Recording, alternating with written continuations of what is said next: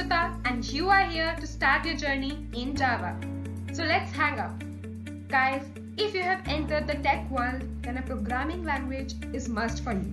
And most of the companies today are using Java. Let's have a look.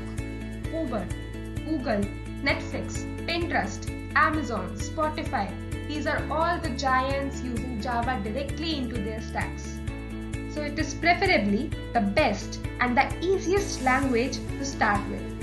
And once you are done with Java, it hardly takes a week time to switch to any other language.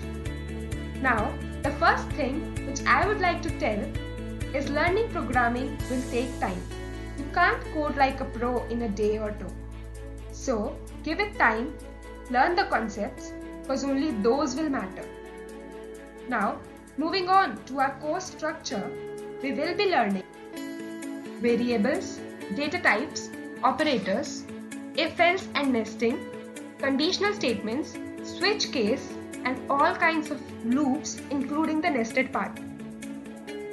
Then we will be moving on to arrays, strings, methods, constructor, this keyword, access specifiers and static keyword, final keyword, concept of OOPs including classes and objects, encapsulation, inheritance, polymorphism, and data abstraction. At last, we will also be dealing with the interface part which will boost your data structures.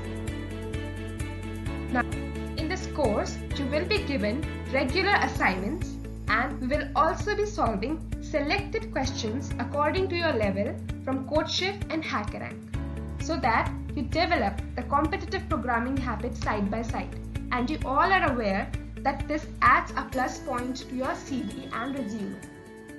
Now each upcoming video will have at least 5 questions for you to solve because until and unless you solve, you don't learn how to program.